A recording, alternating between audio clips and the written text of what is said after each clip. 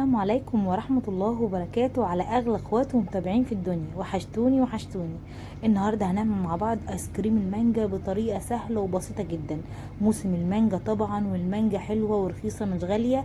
هنعمل النهارده ايس كريم مانجا بطريقه سهله ومبسطه وصحيه ولذيذه، وولادك هيعشقوها. من بعد كده مش هتشتري تاني ايس كريم من بره، عشان النهارده هنعمل الايس كريم بطريقه سهله جدا، والولاد هيحبوها جدا ما شاء الله تبارك الرحمن. يلا بينا نسمي الرحمن ونصلي على حضرة النبي، ونعمل احلى ايس كريم مانجا باسهل طريقة ومكونات سهلة جدا وبسيطة. اول حاجة كده حبايبي، انا عندي نص كيلو من المانجا كنت مفرزاه في الفريزر، وعندي نص كوباية من اللبن، وعندي نص كوباية من السكر، ونص كوباية من كريم شانتيه. دلوقتي دي كل المكونات سهله وبسيطه جدا، متواجده في كل بيت. المانجا دلوقتي موجوده في كل بيت ما شاء الله تبارك الرحمن. النهارده هنعملها باسهل طريقه في الخلاط او في الكبه، او ممكن تعمليها بالهاند بلندر باسهل طريقه ممكنه. هجيب المانجا اللي معايا، انا معايا هنا حبايبي نص كيلو من المانجا البوريه مقطعاها، واهم حاجه كنت حطاها في الفريزر تتجمد، مش مقطعاها على طول وهستخدمها. اهم حاجه تكون متجمده عشان تديكي قوام مناسب ويكون حلو جدا. حطيت نص كوبايه لبن، وحطيت كمان نص كوبايه سكر، ونص كوبايه كريم شانتيه. ممكن يا حبايبي تستبدلوا اللبن بلبن بودر، تحطي مثلا ربع كوبايه من اللبن البودر والنتيجه هتكون حلوه جدا. بس الصراحه اللبن الطبيعي بيكون طعمه مميز وبيدي الايس كريم كده طعم كريمي حلو جدا ما شاء الله. هفضل اضرب فيهم شويه لغايه لما يبقوا قوامهم كريمي، مفيش اسهل من كده يا جماعه. في الخلاط، في الكبه، بالهاند بلندر، ممكن كمان تعمليهم بالمضرب اليدوي، بس عشان المانجا تكون ناعمه معاكي جدا ويكون قوامها كمان كريمي ما شاء الله. ما ننساش دايما كده نصلي على حضرة النبي ونستغفر دايما عشان ربنا يحسن ما بين ايدينا. حاجات كتير صحية وبسيطة وموفرة وبيتنا، طعمها مميز جدا عن بره. يعني الايس كريم بتاع بره كله بيعشقه، بس ايس كريم البيت المرة دي تحفة، سهل وسريع، طعمه مميز جدا ما شاء الله تبارك الرحمن.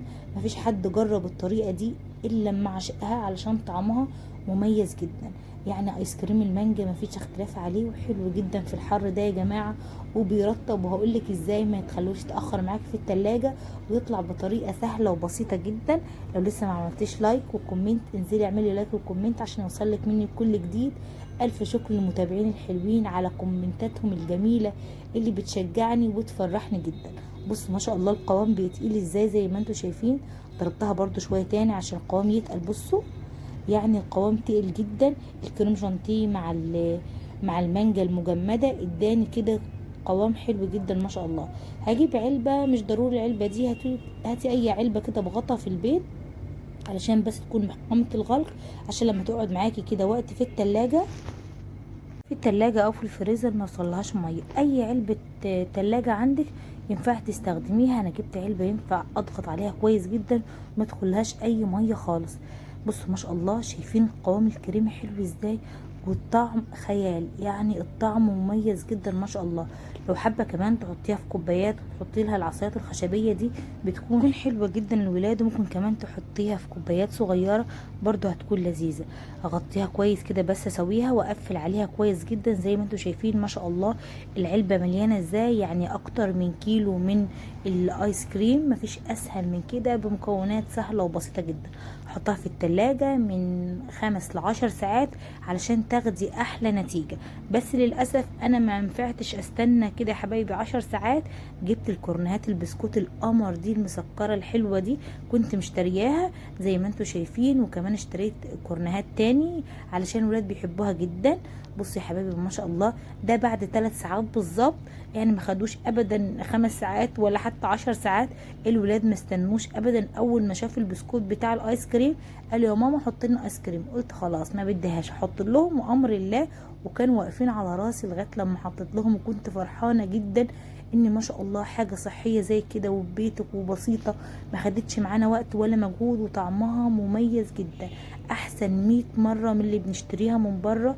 طعمها جميل. بصوا شايفين الخرفشه كده ما شاء الله بتاعت الايس كريم تحفه جدا، رغم ان هي ما قعدتش كتير في التلاجة، دول 3 ساعات بس الصراحه الطريقه الحلوه والمظبوطه ان تقعد من 5 ل10 ساعات في التلاجة علشان يطلع قوامها اتقل من كده. بس شايفين ما شاء الله القوام القمر ده زي ما انتم ملاحظين. الولاد كانوا واقفين جنبي، ربنا يبارك فيهم وفي اعمارهم، يحافظ عليهم يا رب من كل شر، احنا واولاد الدنيا كلها يا رب. يا رب الفيديو يكون عجبكم. هتجربوا الايس كريم القمر ده باسهل طريقه كده. اقدر اقول لكم في اخر الكلام صلوا على حضرة النبي العدنان. سلام.